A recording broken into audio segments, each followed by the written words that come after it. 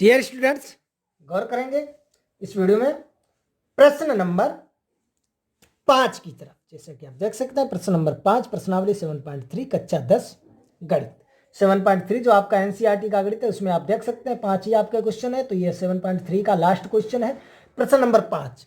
इसे आप भली बात समझेंगे, बहुत ही सरल क्वेश्चन है, सिर्फ आपको देखने में थोड़ा सा बड़ा लग रहा होगा कि कक्षा IX यानी 9, कक्षा 9 में ये रोमन अंक में लिखे 9, IX को 9 कहते हैं, X को 10 कहते हैं, आप समझ रहे होंगे, सही है। तो ये रोमन अंक में 9, कक्षा 9 में आपने पढ़ा है अध्याय 9 उदाहरण 3।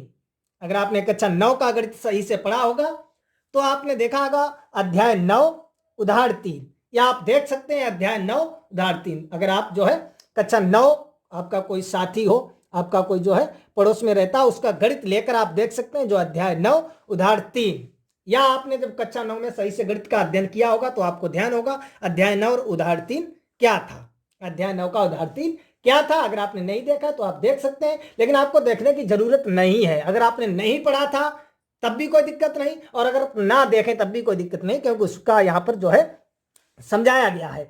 तो देखिए उदाहरण 3 की क्या पढ़ा था कि किसी त्रिभुज की एक माध्यिका उसे बराबर क्षेत्रफलों वाले दो त्रिभुजों में विभाजित करती है। उस त्रिभुज ABC के लिए इस परिणाम सत्यापन कीजिए जिसके शीर्ष A, B और C। कक्षा 9 में आपने पढ़ा था, क्या पढ़ा था कि जो है एक माध्यिका, किसी त्रिभुज की एक माध्यिका उस त्रिभुज को बराबर क्षेत्रफल वाले दो त्रिभुजों में विभाजित करती है। कोई भी आपका त्रिभुज है उसकी एक माध्यिका हम खींचते हैं तो त्रिभुज एक माध्यिका जो है वो त्रिभुज को दो भागों में विभाजित कर देगी। तो आपने वहां पर पढ़ा था कि जो ये माध्यिका है, जो आपके दो त्रिभुज बनेंगे, इन दोनों त्रिभुजों का क्षेत्रफल जो है वो बराबर होगा। ये आपने पढ़ा था कक्षा 9 में। तो यही यहां पर सिद्ध करके दिखाना है, उसका सत्यापन करके दिखाना है कि या ये सत्य है या नहीं है कि त्रिभुज की एक माध्यिका त्रिभुज को बराबर क्षेत्रफलों वाले दो त्रिभुजों में विभाजित करती है या नहीं करती है। तो उसके लिए ABC आपके शीर्ष दिए गए, तो यहां से हम आपका एक त्रिभुज बना लेते हैं ABC।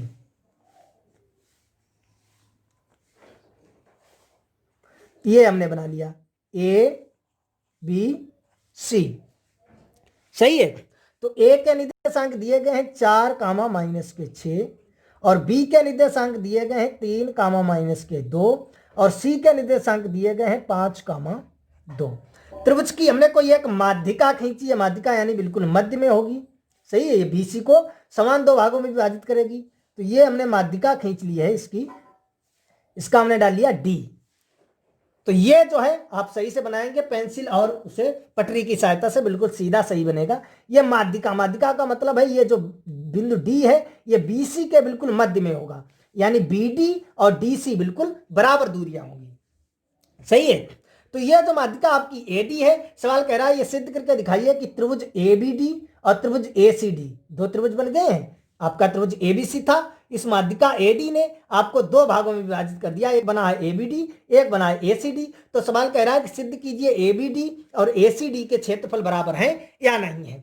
तो पहले तो हमें निकालना है त्रिभुज ABD का क्षेत्रफल, फिर हमें निकालना है त्रिभुज ACD का क्षेत्रफल। तो ABD का क्षेत्रफल निकालने के लिए A के निर्देशांक पता है, B के निर्देशांक पता है, लेकिन हमें D के निर्देशांक निकालने हैं। इसी प्रकार ACD, इसके A के पता है, C के पता है, D के भी हमें निकालने जरूरी हैं। तो देखिए यहां से हम निकालते हैं कि मध्य बिंदु D के निर्देशांक, क्योंकि जो है माध्यिका है, और माध्यिका है तो ये बिंदु D जो है वो BC के बिल्कुल मध्य में होगा। तो यहां से हम निकालेंगे BC के मध्य बिंदु D के निर्देशांक, D के निर्देशांक बराबर, आपने सूत्र पढ़ा होगा मध्य बिंदु का क्या होता है, x1 plus x2/2 y1 plus y2/2, पढ़ा है आपने। तो यहां से आप देख सकते हैं x1, क्योंकि BC की बात की गई है तो ये x1 y1 होगा, ये x2 y2 होगा। तो यहां से x1 आपका हो जाएगा 3 प्लस 5/2, y1 हो जाएगा -2 प्लस y2 हो जाएगा 2/2। तो ये हो जाएगा 5 3 8/2, और ये 2 2 यानी 0/2। तो ये D के निर्देशांक आपके निकल आएंगे, 2 चक्कू 8 और ये 0, यानी 4, 0। D के निर्देशांक जो निकलेंगे वो निकलेंगे 4,0। समझ गए आप किस प्रकार से हमने निकाले। अब देखिए ए बी डी और ए सी डी का क्षेत्रफल आप निकाल लीजिए, बहुत ही आसानी से निकाल लेंगे, कुछ भी नहीं है।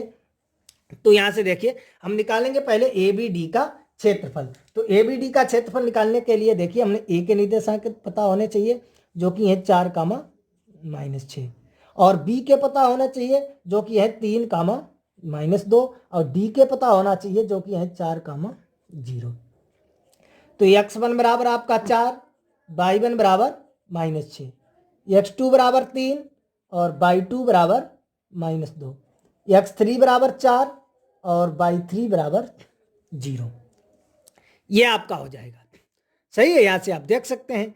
तो यहां से हमें निकालना है त्रिभुज ए बी डी का क्षेत्रफल। ए बी डी का क्षेत्रफल क्या होता है 1/2 x1, सूत्र तो आपको मालूम है। तो x1 आपका है 4, y2 माइनस y3, तो y2 और minus y3, plus x2 y3 minus y1, y3 minus y1 minus minus plus x3, और ये हो जाएगा y1 माइनस y2, तो y1 और minus y2 minus minus plus हो जाएगा। तो यहां से इसे कर सकते हैं 1/2, ये आपके 2 बचेंगे तो हो जाएंगे 4 दूनी -8, और ये प्लस हो जाएंगे 6×3=18, और ये जाएगा 2 से -4, तो ये हो जाएंगे -16। तो ये आपका हो जाएगा 1/2, और यहां से आप देख सकते हैं 16 और 8 माइनस माइनस जुड़ जाएंगे, 24 हो जाएंगे। तो 18 से घटा दो, यानी हम लिख सकते हैं 18 माइनस ये हो जाएंगे 24। तो ये आपका हो जाएगा 1/2 इंटू घटाएंगे तो -6, और ये आ जाएगा बराबर के -3 आ गया है। और चूंकि आपको मालूम है -3 आया है, लेकिन क्षेत्रफल कभी ऋणात्मक नहीं होता है, तो इसलिए हो जाएगा, इसलिए त्रिभुज ए बी डी का क्षेत्रफल बराबर 3 वर्ग मात्रक या वर्ग इकाई। यहां पर लिख सकते हैं क्योंकि क्षेत्रफल कभी ऋणात्मक नहीं होता है, इसलिए त्रिभुज एबीडी का जो क्षेत्रफल है वो आपका आ गया है -3, 3 वर्ग इकाई, 3 वर्ग इकाई। अब हमें निकालना है एसीडी का क्षेत्रफल। तो एसीडी का क्षेत्रफल निकालने के लिए आप क्षेत्रफल उसके निर्देशांक लिख लीजिए। देखो ए के दिए गए हैं भाई 4,-6, ए सी तो सी के दिए गए हैं 5,2, और डी के दिए गए हैं 4,0। सही है, यहां से जो है आप देख सकते हैं। तो लिख लीजिए, आप लिखेंगे यहां से x1 देखो आपका कितना हो जाएगा, x1 हो जाएगा 4 और y1 -6, x2 हो जाएगा 5 और y2 2, x3 हो जाएगा 4 और y3 0। अब हम निकालेंगे त्रिभुज ए सी डी का क्षेत्रफल। वही होता है 1/2 x1 आपका है 4, y2 माइनस y3, तो y2 माइनस y3, प्लस हो जाएगा x2 y3 minus y1, y3 minus y1 minus minus plus, और प्लस हो जाएगा x3 y1 minus y2, y1 minus y2। सही है, तो ये आपका हो जाएगा 1/2, ये देख सकते हैं 4 दूनी 8, और ये हो जाएंगे प्लस 5 छक्का 30, और ये हो जाएंगे 8, तो 8 चक्कू 32। समझ गए, ये देखो 6 और 2 8 माइनस के, तो 8 चक्कू 32 हो जाएंगे। तो ये आपका हो जाएगा 1/2, ये जोड़ेंगे 38 और -32, तो हो जाएगा 1/2, 38 से 32 जाएगा तो आपका आ जाएगा 6, काटेंगे 2 3 6, तो यानी 3 वर्ग इकाई या वर्ग मात्रक। सही है, आपका आ गया था। यही आपका सत्यापन करना था कि जो है दोनों त्रिभुज जो है आपका यही दिया गया था सवाल में कि आपने कक्षा 9 में पढ़ा है अध्याय 9 उदाहरण 3 कि किसी त्रिभुज की एक माध्यिका उसे बराबर क्षेत्रफलों वाले 2 त्रिभुजों में विभाजित करती है। तो हमने सत्यापन करके यहां पर दिखा दिया है। तो आप अगर लिखना चाहें तो लिख भी सकते हैं, अतः किसी त्रिभुज की एक माध्यिका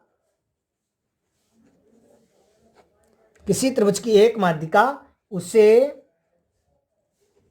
बराबर क्षेत्रफलों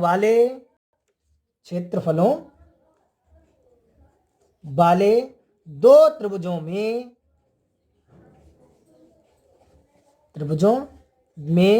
विभाजित करती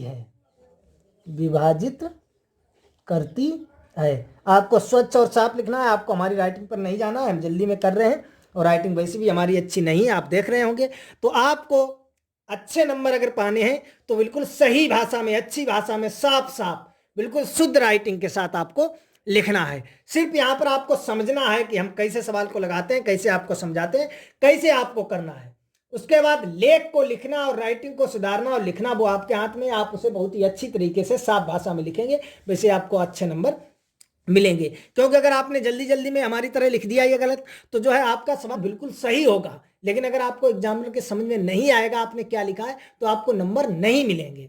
तो इसलिए आपको स्वच्छ बिल्कुल सही सवाल लगाना है। सवाल तो आप वैसे भी सही लगाएंगे, लेकिन लिखना भी साफ और शुद्ध भाषा में है, जिससे जो है एग्जामिनर जैसे भी आपको कॉपी को देखे, आपके क्वेश्चन को देखे, तैसे उसे तुरंत समझ में आ जाए कि हाँ देखिए ये इस प्रकार से सवाल लगाया गया है, इसमें इस सूत्र का प्रयोग किया गया। आपको प्रत्येक सवाल में जो सूत्र लगेगा वो सूत्र भी लिखना है। यहां पर हम डायरेक्ट कर देते हैं, सूत्र नहीं लिखते हैं, लेकिन आपको तुरंत जो है त्रिभुज एबीडी का क्षेत्रफल बराबर पहले सूत्र लगाना है, उसके बाद वैल्यू रखकर निकालना है। सही, उसके बाद जो है बहुत ही सरल भाषा में आपको हिंदी में बहुत ही साफ आपको अच्छी तरह से लिखना है। आई होप आपको अच्छी तरह से समझ में आ गया होगा। अगर कहीं पर कोई डाउट है, समस्या, तो कमेंट बॉक्स में हमें बता सकते हैं। चलिए मिलेंगे अगले वीडियो में। जो है ये आप देख सकते हैं एनसीईआरटी की जो आपकी बुक है प्रश्नावली 7.3, इसमें आपके 5 ही क्वेश्चन दिए गए हैं। तो मिलेंगे अगली प्रश्नावली के साथ।